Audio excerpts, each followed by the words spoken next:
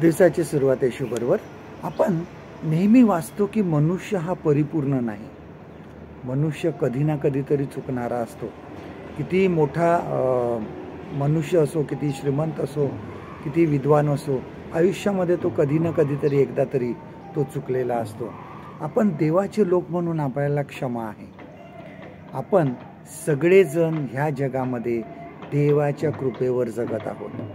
आणि जेव्हा आम्ही कबूल करतो की आम्ही चुकलो, आम्ही परिपूर्ण नाही, आपल्याला देवाच्या कृपेचा अनुभव येतो. जीवनामध्ये चुकणं किंवा बहकणं किंवा चुकीच्या गोष्टी करणं हे येणारच आहे. आपल्या जीवनामध्ये ह्या गोष्टी घडणार आहे. कधी कधी चांगल्या करण्याचा विचार करून सुद्धा आपल्या हातून ते होत नाही. आणि बघा, रोमकरास पत्र ह्याचा 7वा अध्याय आणि 18व्या वचनामध्ये पाऊल काय म्हणतो बघा. तो स्वतः ह्या गोष्टीची कबुली देतो.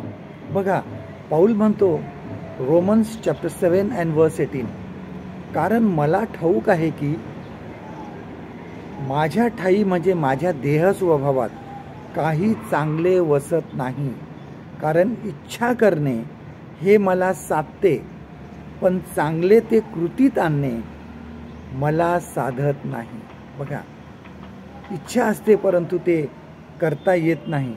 आणि पुढे पाऊल बघा काय म्हणतो की जे चांगले करावेसे वाटते ते करीत नाही. मनुष्य जो आहे हा ह्याच ठिकाणी धडपड करताना आपण बघतो की काहीतरी करावं असं वाटतं, पण ते आपल्या हातून होत नाही. पण येशूमुळे आपल्या पापाचा हा शेवट नाही आहे. आपल्या पापामध्येच शेवट होणार नाही.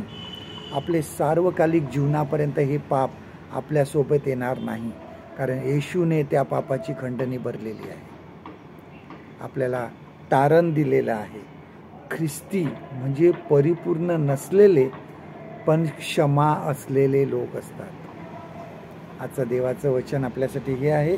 रोमकरास पत्र ह्याचं 7वा अध्याय 20वा वचन.